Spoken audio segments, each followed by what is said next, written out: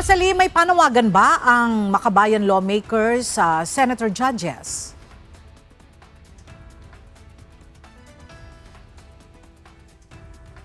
Did not diminish the threat itself. Ako ang simpleng katotohanan, merong video evidence ng matinding pagbabanta ng Vice Presidente.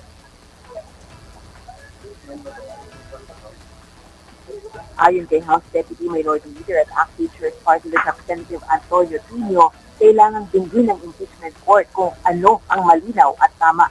Dagdag pa nito, defense strategy ng kampo ni VP Duterte na siraan ang investigasyon, magkalat ng duda at kawalan ng malinaw na ebidensya para sa senator judges.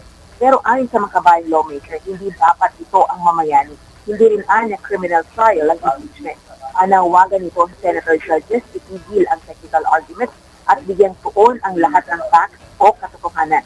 Ngayong araw, itutuloy ng Defense Counsel ni VP Duterte na si Attorney Mark Binluan ng cross-examination sa ikalawang testigo ng prosekusyon, ang dating hepe ng Cybercrime Division ng National Bureau of Investigation na si Attorney Jeremy Lotto, nanguna sa investigasyon sa umuling threat video ng pangalawang Pangulo.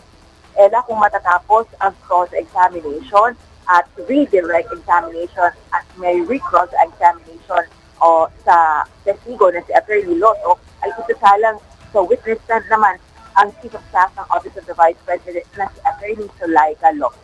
Balik sa'yo, Ella. Maraming salamat, Rosalie Coz.